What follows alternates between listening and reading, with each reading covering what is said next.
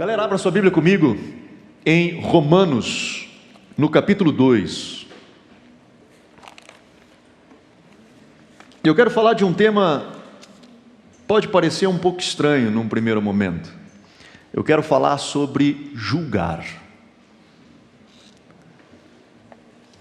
Romanos, capítulo 2.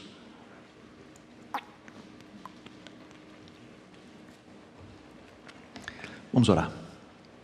Paizinho, eu te agradeço, Senhor, pela Tua palavra, e eu te peço que a Tua graça venha sobre nós, e que, Espírito Santo, Tu seja o nosso mestre, Tu seja, Senhor, o nosso ensinador, que nós possamos ouvir de Ti, da Tua voz, e que possamos cada vez mais nos assemelharmos à Tua palavra, ao Teu Evangelho, em nome de Jesus. Amém. Amém. Romanos capítulo 2, o verso 1 diz assim: Por isso você é indesculpável quando julga os outros, não importando quem você é, pois naquilo que julga o outro você está condenando a si mesmo, porque pratica as mesmas coisas que condenas. Bem sabemos que o juízo de Deus é segundo a verdade contra os que praticam tais coisas. E você, que condena os que praticam tais coisas, mas faz o mesmo que eles fazem, pensa que conseguirá se livrar do juízo de Deus?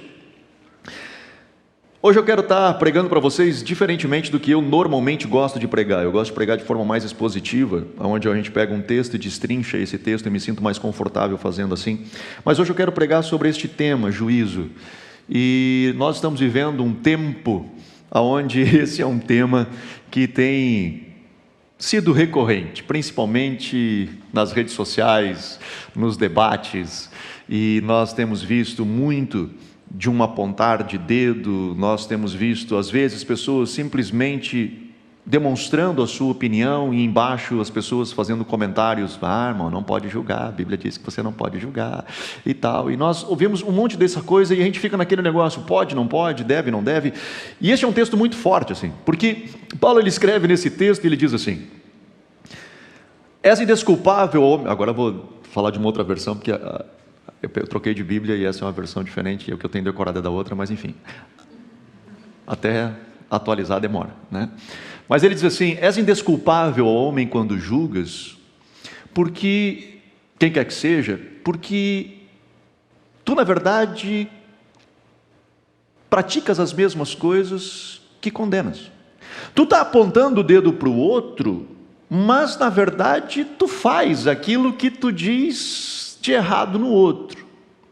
E ele é um texto forte, porque talvez você vai dizer assim: não, mas olha só um pouquinho, eu posso olhar para alguém e dizer assim: cara, mas só um pouquinho, tu é adúltero, e eu não sou adúltero, mas eu estou fazendo de uma certa forma um juízo de valor. Eu estou dizendo assim: bom, você que está traindo a sua esposa ou o seu marido, você é adúltero. E eu fazendo essa constatação, esse juízo de valor, esse julgamento dizendo você é um adúltero, não necessariamente me faz um adúltero, mas é o que Paulo teoricamente está dizendo aqui. Ele está falando disso: és indesculpável, ó homem, quando julgas, porque você pratica as mesmas coisas que condenas. É isso que ele está querendo dizer? Bom, em certa parte sim, e eu vou tentar me explicar. Paulo aqui, ele descreve algo que a psicologia foi descobrir depois. A gente sempre brinca, né, que Freud explica. Ele foi descobrir depois um negócio que a gente comumente faz, que é quando nós, sei lá, conhecemos uma pessoa, logo que nós conhecemos ela, a gente bate o olho e diz: não gostei. Não gostei dele. Não sei. Lá fora a galera diz, né, não bateu o santo, né? Não, o santo não bateu, não combinou e tal. E o que a psicologia explica? O que ela explica é o seguinte: o que a gente faz é o seguinte: quando a gente conhece aquela pessoa, a gente nem sabe quem ela é realmente, mas a gente consegue enxergar nela um defeito nosso, e nós projetamos nela o defeito, e é mais fácil eu não gostar nela do que não gostar em mim. Então eu projeto no outro o meu defeito, eu projeto no outro aquilo que eu não gosto em mim, e digo assim: nossa, que feio. Mas na verdade eu estou me enxergando nele. E aí Paulo ele já dizia há 2000 anos atrás: és indesculpável homem quando julgas, porque tu praticas as mesmas coisas que condenas. Aquilo que tu projeta no outro, na verdade tu só está projetando no outro aquilo que está em ti. Talvez você já ouviu dessas coisas, aqueles que têm uma mensagem muito radical de qualquer coisa, quando pega, seja de santidade, seja de uma outra coisa, quando ela é muito radical, o cara fica assim: cara, mas está estranho isso, né, cara? Porque às vezes quando o cara leva num nível muito extremo disso, assim, parece que ele está tentando usar isso para esconder outras coisas. O pessoal começa a tentar entender o que está acontecendo justamente por isso. Mas não é só isso.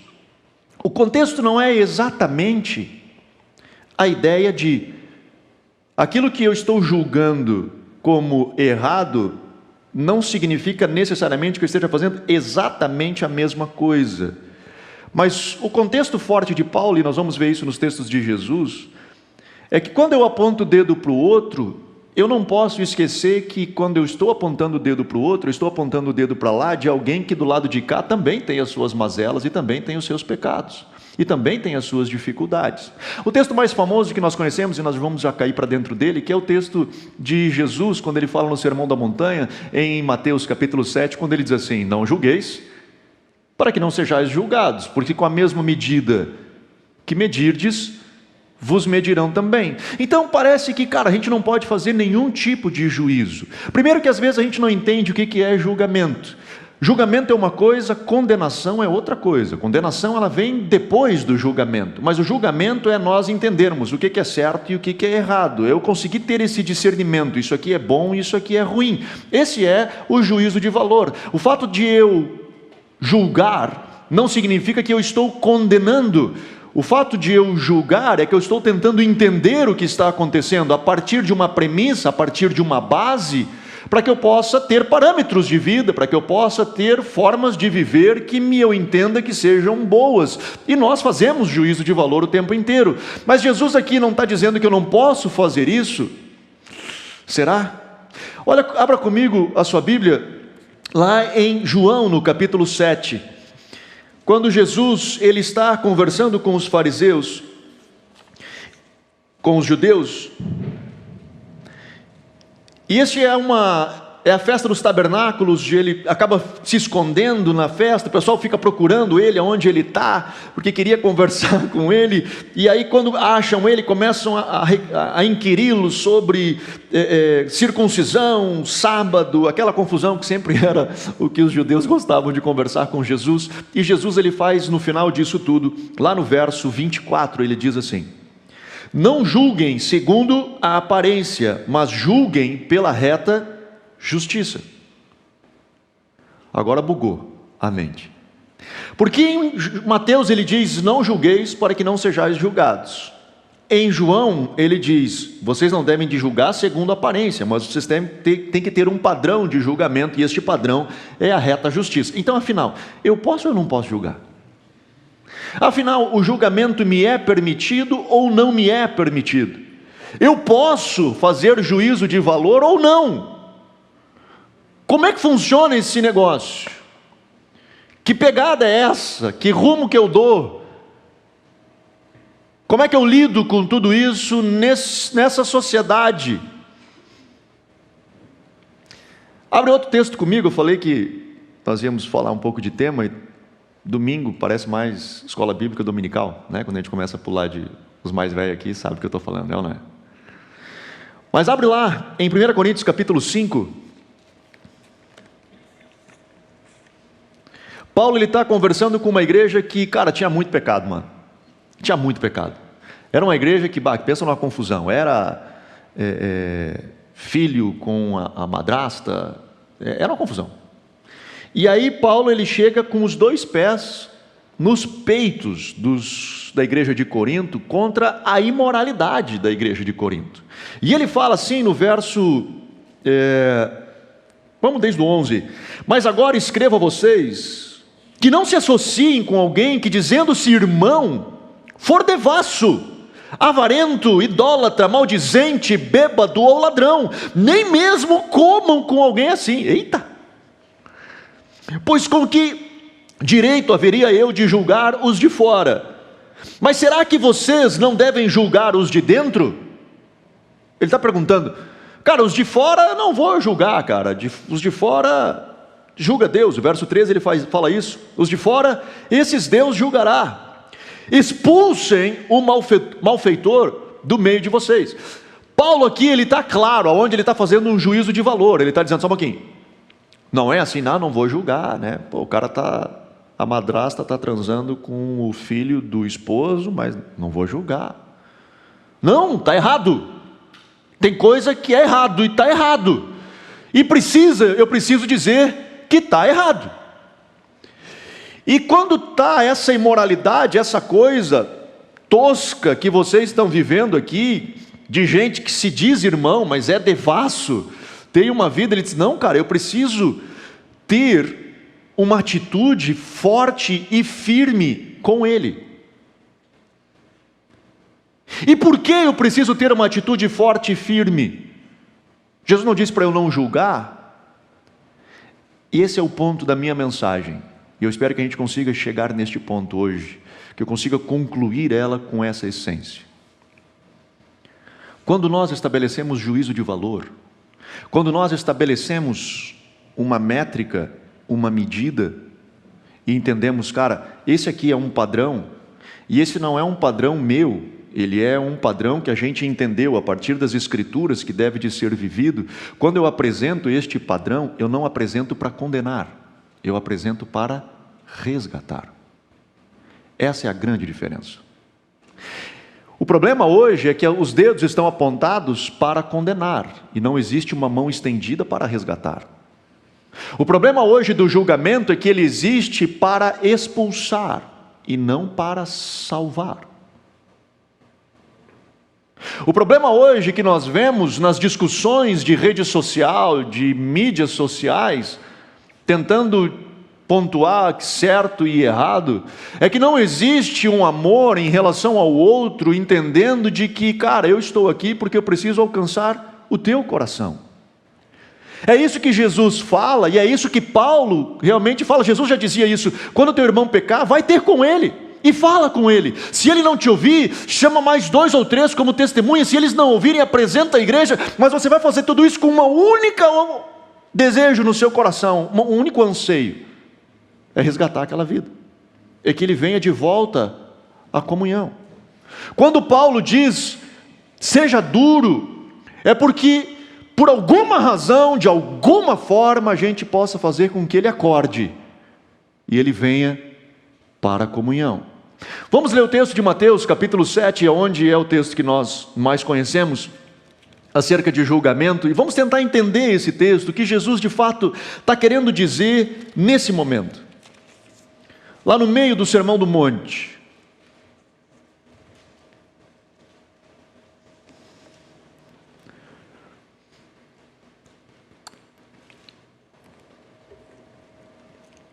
Ele diz assim, verso 1: não julguem, para que vocês não sejam julgados, pois com o critério com o que vocês julgarem, vocês serão julgados, e com a medida que vocês tiverem medido, vocês também serão medidos. Já falamos desse texto.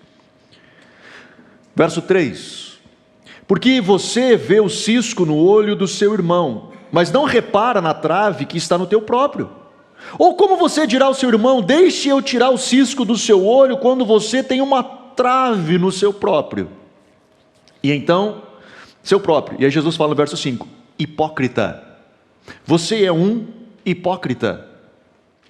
Tira primeiro a trave do seu olho, e então você verá claramente para tirar o cisco do olho do seu irmão. Nota que Jesus não diz assim, que não existe cisco no olho do irmão, ou que não cabe a você tirar o cisco do olho do seu irmão. Ele não disse isso. Ele disse, tem um cisco lá, é um problema, precisa ser removido. Só que para você chegar até o cisco do olho do irmão, antes de você fazer isso, você tem que olhar para dentro de você. Porque você é podre igual a ele, talvez com um pecado diferente, talvez de uma forma diferente, mas você carece igual, e alguns têm a trave no olho. E aí você está querendo resolver o problema dos outros, sendo que você tem um rombo dentro de você, E você está querendo pregar moralidade de cuecas. Você está querendo tocar pedra com o seu telhado de vidro. Você está falando do sujo estando mal lavado. Pô, isso era tudo, podia estar na Bíblia, né? Essas coisas aí. Né? Eram umas associações que ia ser bem legal. Mas é uma abordagem que, às vezes, a igreja e o ambiente religioso, ele é um campo fértil para isso. De uma pregação de moralidade sem que a igreja viva a moralidade.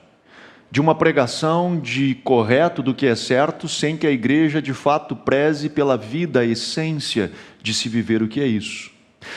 Jesus aqui ele está dizendo o seguinte, cara, deixa eu te explicar um negócio.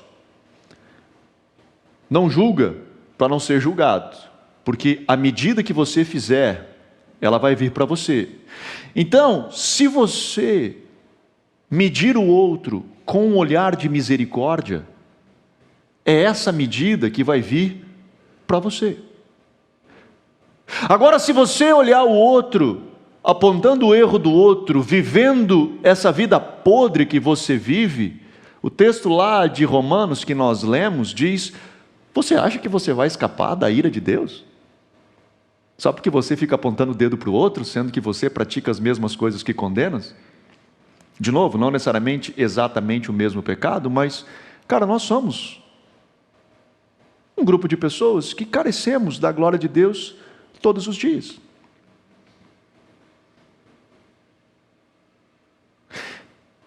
Então qual que é o nosso problema? O nosso problema é quando nós pagamos de santo.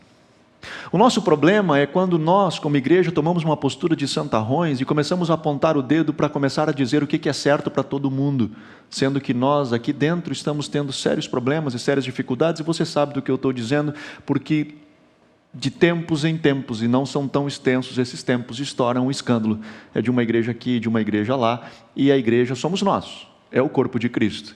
Não é aquela igreja que ficou maculada, é a igreja de Cristo, é o corpo de Cristo que acaba sendo maculado. E o que nós somos chamados pelas pessoas lá de fora? De hipócritas.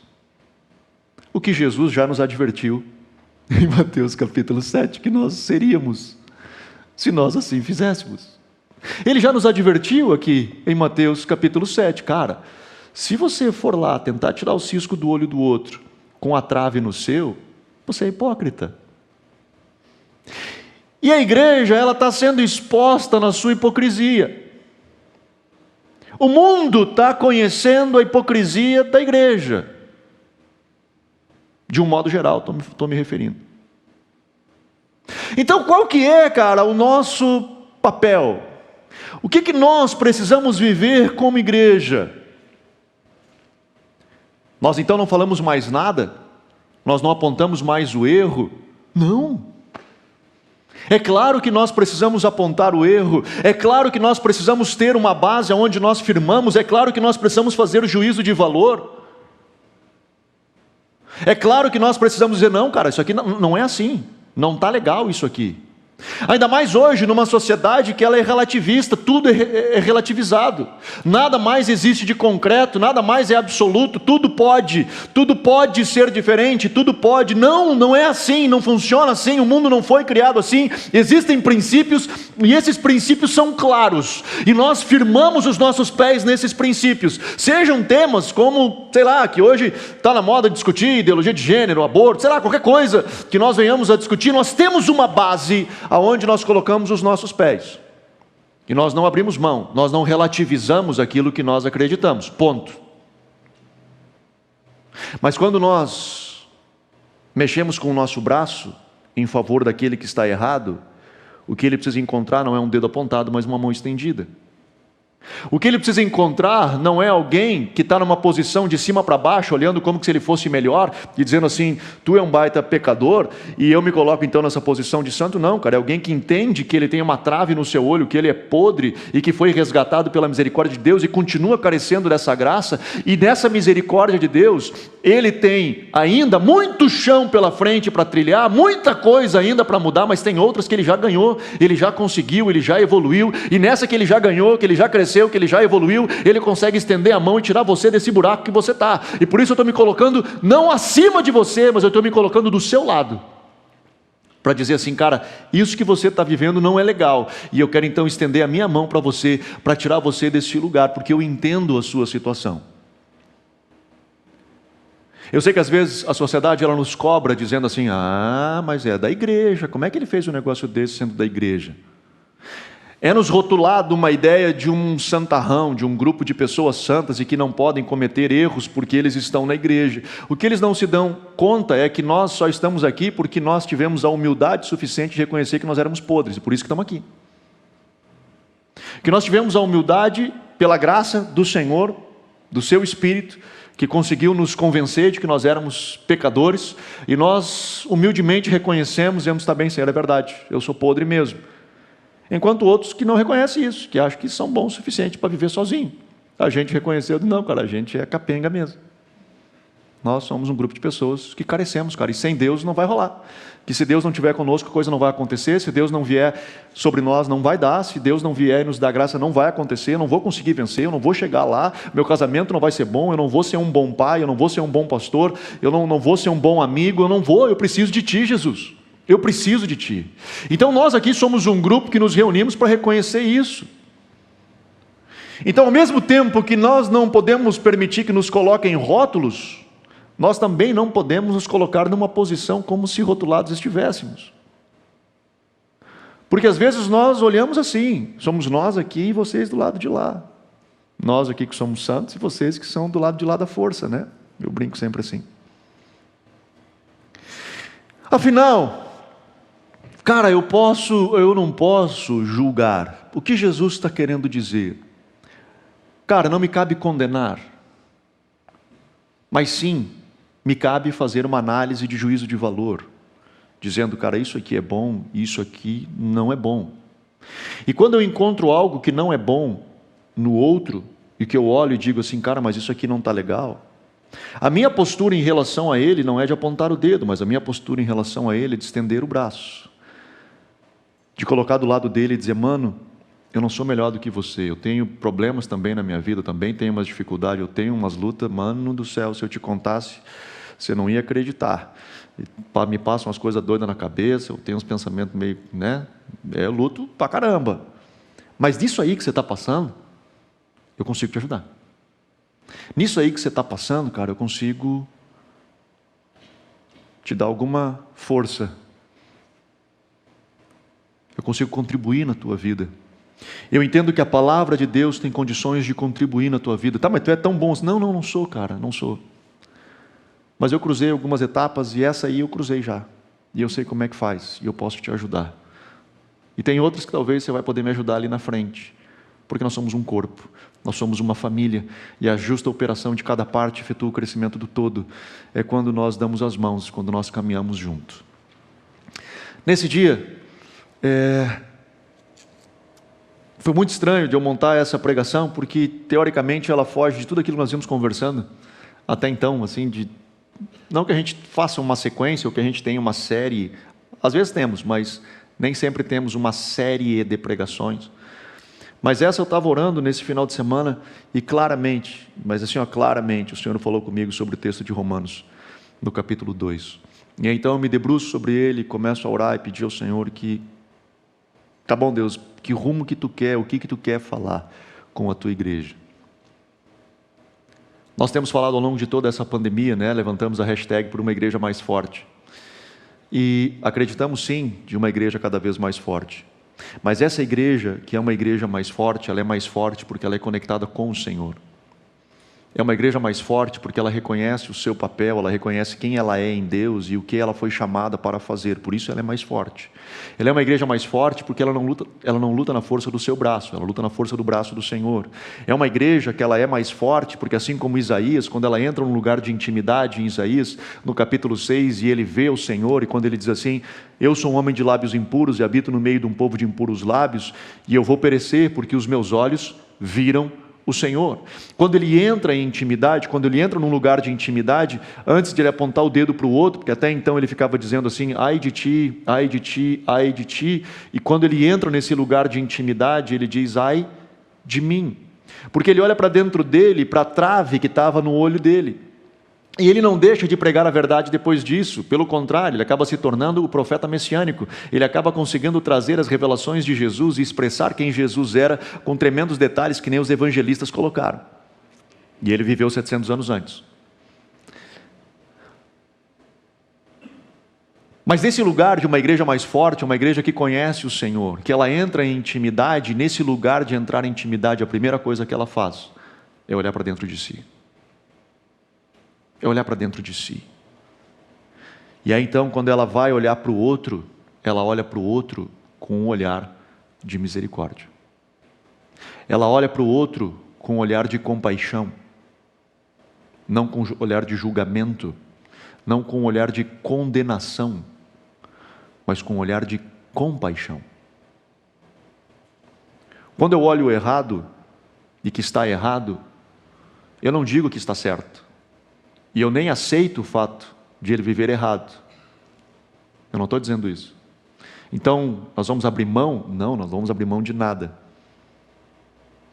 Só que é diferente quando eu olho com condenação e quando eu olho com compaixão. É diferente quando eu abordo alguém olhando de cima para baixo, ou quando eu abordo alguém olhando do lado, ou ainda como Paulo diz, considerem os outros superiores a si mesmo. É uma abordagem diferente. A igreja será mais forte quando ela cada vez mais se assemelhar a Jesus. Amém? Vamos ficar de pé.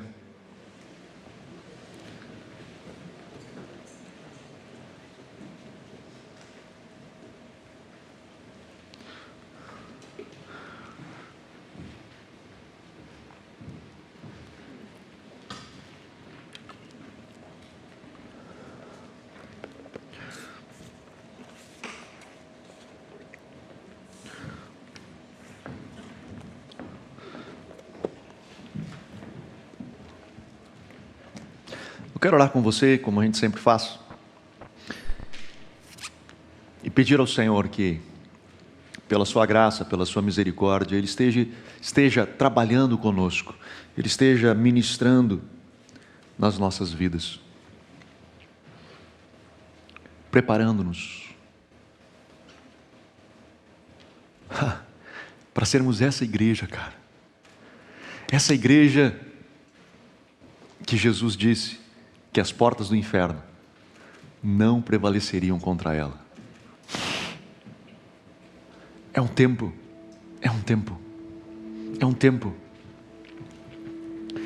A igreja primitiva, ela foi perseguida. O poder público perseguiu a igreja. O poder público perseguiu a igreja e matou muitos cristãos. Em arenas com leões, cerrados ao meio, enfim, decapitados. O poder público matou cristãos. Mas a Bíblia diz que à medida que a igreja crescia, ela alcançava a simpatia do povo. O povo se sentia acolhido, se sentia bem pela igreja. Era uma igreja que entendia o seu papel. Nós estamos vivendo um tempo precioso na história da igreja. Eu creio nisso. Nós estamos vivendo um tempo precioso no Kairós de Deus, no tempo do Senhor. Nós precisamos ser essa igreja que Ele disse, na igreja que Ele espera, na igreja que Ele sonhou. Nós precisamos ser essa igreja. Feche os seus olhos.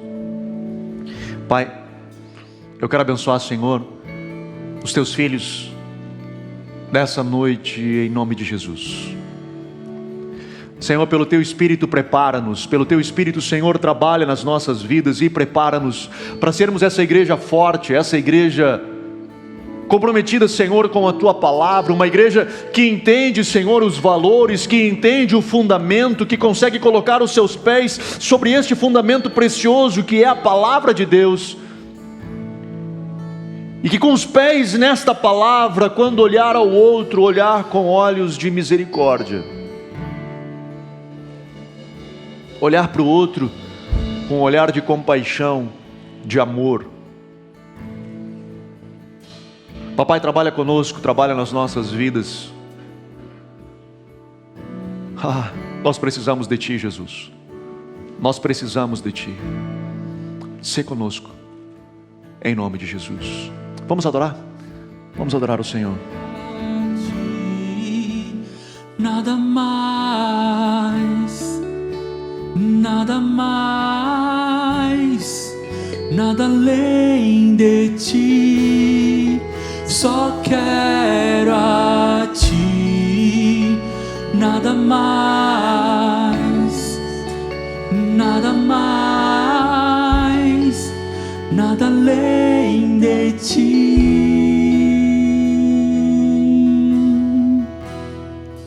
Não vim atrás de bênçãos, Jesus, não deves nada para mim, mais do que Tu podes fazer. Só quero a Ti.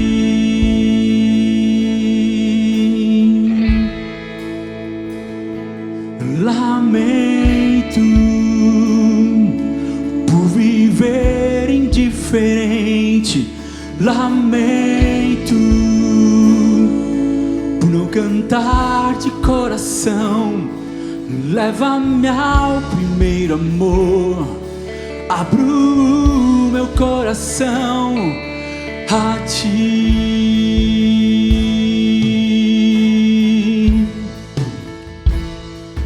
Lamento por viver só pra mim mesmo. Lamento por não ver que és meu sustento. Leva-me ao primeiro amor. Abro meu coração a Ti. Não vim atrás de bênçãos, Jesus, não deves nada para mim, mais do que Tu podes fazer. Só quero a Ti. Aleluia. Só quero a Ti. Obrigado, Jesus. Nada mais, Aleluia. nada além de Ti. Aleluia. Só quero a Ti. Nada mais, Aleluia. nada mais, nada além de Ti. Só quero a Ti. Amém. Nada mais, Aleluia. nada mais. Que essa possa ser a nossa canção nos próximos dias. Que esse louvor possa continuar em nossos lábios nessa semana.